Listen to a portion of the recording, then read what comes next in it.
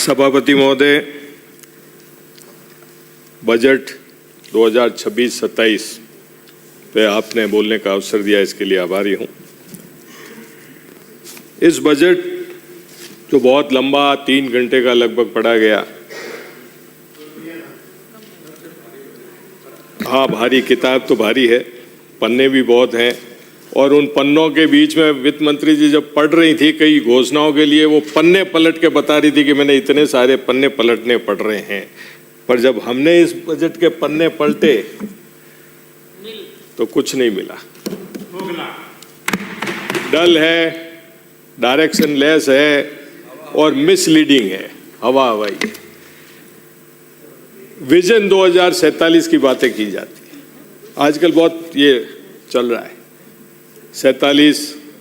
2047 में अभी 21 वर्ष पड़े हैं और शायद आप लोगों ने पूरी ताकत 47 के लिए लगा रखी। तुलसीदास जी ने कहा है, सकल पदार्थ है बजट माही, भाग्यहीन नर पावत नहीं। मेरा कहने का आपकी संस्कृत सचेतक महोदय,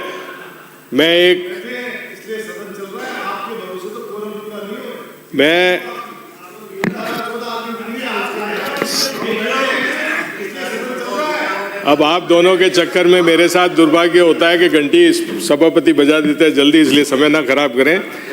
मैं तो आपको आपकी जो ये गुड फील है, इंडिया साइनिंग है, ये जो 2047 की आप बातें करते हो ना, जब मुझे आपका वो इंडिया साइनिंग वाले जमाने याद आ जाते हैं, फील गुड वाले जमाने याद आ जाते हैं। सरकारें इस गलतफहमी में रहती है कि तमाम उम्र हम कुर्सी पे ही बैठे रहेंगे, पर जनता है, जनता सब देखती है और सब फैसला करती है। मुझे किस्सा याद आता है सभापति महोदय, जब मैं पहली बार चुन के आया 98 में, तो बजट भाषण पे हमारे सम्माननीय पूर्व राष्ट्रपति उपराष्ट्रपति जी भैरू सिंह जी बजट पे बात कर रहे थे। सुनिए रफीक जी, आपकी बातें तो चलती रहेगी। 99-2000 में बजट पे माननीय भैरू सिंह जी बात कर रहे थे, वित्त मंत्री प्रद्युमन सिंह जी थे, पूरा हाउस साइलेंट था, तर्क वितर्क चल रहा था। उस समय हमारे पार्लियामेंट्री अफेयर्स मिनिस्टर हुआ करते थे खेत सिंह जी, वो धीरे से खड़े हुए और कहा कि आप दोनों महानुभाव क्या चर्चा कर रहे हैं, मुझे तो ये लग रहा है कि राज मजे से चल रहा है। तो भैरू सिंह जी ने यही कहा था कि आप बैठ जाइए, आपको समझ में नहीं आएगी।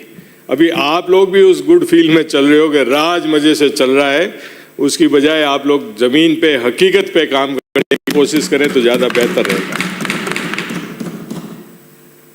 ये बजट न तो किसानों के लिए है, न युवाओं के लिए है, मिडिल क्लास के लिए भी नहीं है। जो घोषणाएं 24-25 बजट में हुई थी, वो अभी तक धरातल पे नहीं उतरी। ये आपको देखना पड़ेगा। आपके बाड़मेर से आप आते हैं, रिफाइनरी प्रोजेक्ट का कोई जिक्र ही नहीं है इसके अंदर। ERCP के लिए कोई बजट का जिक्र नहीं है।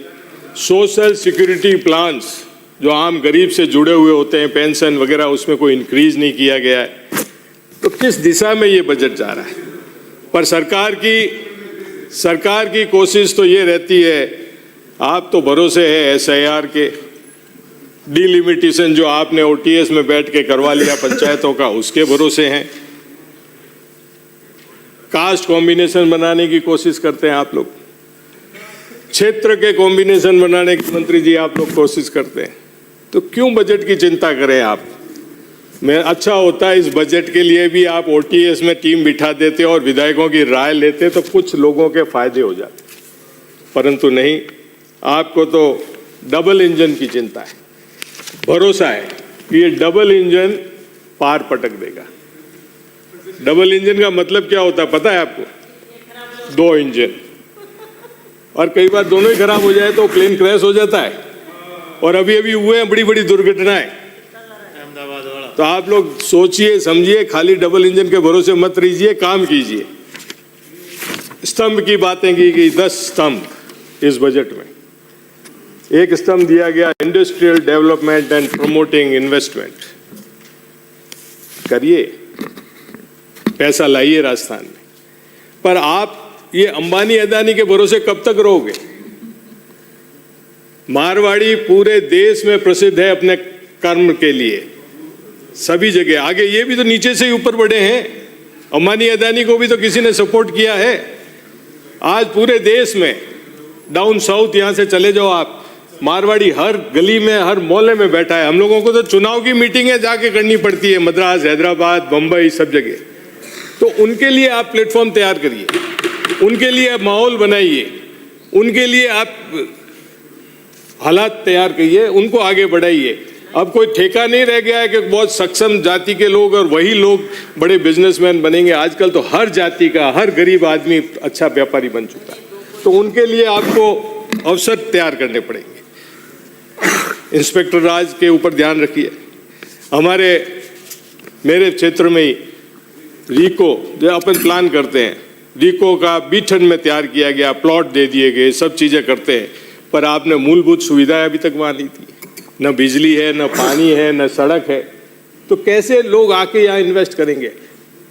जालोर जिले के लोग गुजरात में जा रहे हैं, जहाँ आपकी इंजन सरकार है, वहाँ जाके कमा सकते हैं, और यहाँ अवसर ही नहीं है उनके लिए। ध्यान दीजिए इसके बारे में।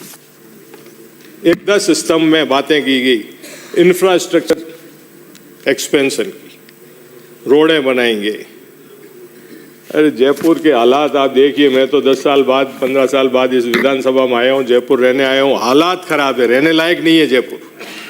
ट्रैफिक में निकल जाओ, इस सिविल लाइंस के आसपास या जनपद पे चले जाओ, आपके चलने के हालात नहीं। बातें होती है, बजट में खूब की गई, एलिवेटेड रोड ये वो, पर धरातल पे कब आएंगी वो सुनिश्चित कीजिए। इम्प्लीमेंटेशन कैसे हो उनका ये देखिए। जालोर जिले में धन्यवाद दूंगा कि सांचौर, रानीवाड़ा, मंडा, राबू रोड सड़क दी आपने। बहुत लंबे समय से खराब पड़ी रोहित बागरा सड़क दी। मेरे विधानसभा क्षेत्र में आरओबी की जरूरत थी, स्टेट हाईवे जसवंतपुरा से आपके विधानसभा क्षेत्र तक जाने के लिए, चांचवा फाटा, उस पर किया, अच्छा है किया। पर जो काम हमारी सरकार के द्वारा रामसेन, भीनमाल, रानीवाड़ा रोडें जो फिनिशिंग स्टेज पे, उन्हें जल्दी पूरे कराए। बागोड़ा गुड़ा मालानी इसे हुई है, हमारे समय में हुई, पुनासा वाली हुई। तो ये सारी रोडें, कोई सरकार, एक सरकार से काम नहीं चलता है, काम तो एक निरंतर प्रक्रिया है। आप उस चीज को एड्रेस करिए। रिंग रोड, अब जालोर से कोई व्यक्ति सांचौर जाएगा तो उसको रिंग रोड भीनमाल में तो जरूरी है कि नहीं है? 47 में पहुंचना है तो स्पीड तो बढ़ानी पड़ेगी ना थोड़ी सी। तो आप बाईपास अच्छे बनाओगे, रिंग रोड होंगी, तब जाके बाहर पड़ोगे वहाँ पे। तो इन चीज़ों पे ध्यान दीजिए। मिसिंग लिंक बजट की बहुत चर्चा हुई, बहुत कम पैसा दिया गया।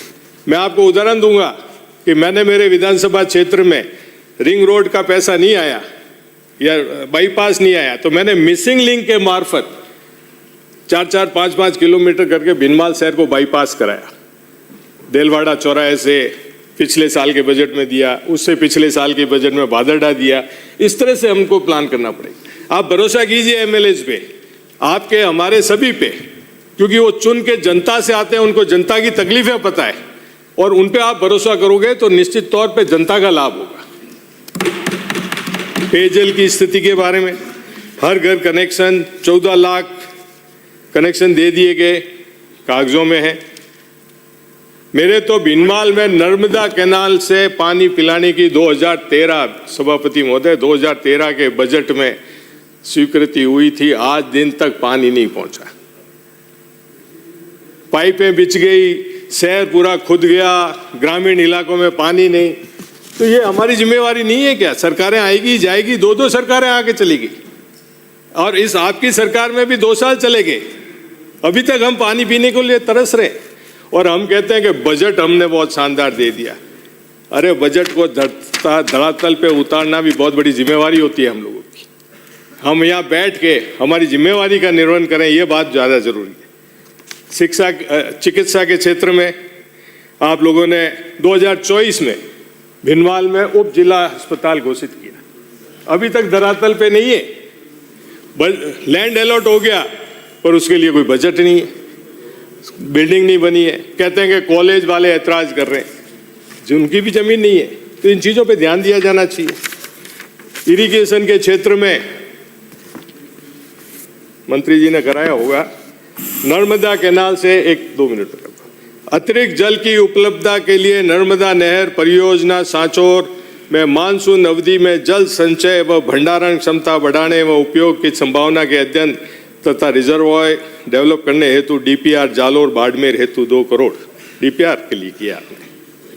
बेनिफिट एरिया सांचौर, गुड़ा मालानी, चौटन, तो जालोर जिले ने क्या बिगाड़ा? भिनमाल रानीवाड़ा को भी उस डीपीआर में शामिल करो, उनको क्रॉस करके सीधे आप ले जाओगे गुड़ा मालानी में।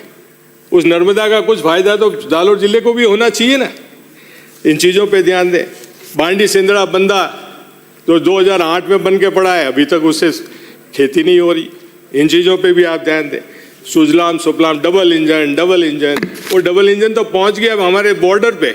उस कच्ची नहर को जालोर जिले में भी तो प्रवेश कराइए आप लोग। तो ये सारी चीज़ें हैं जिनके बारे में मैं आपको कहना चाहता था।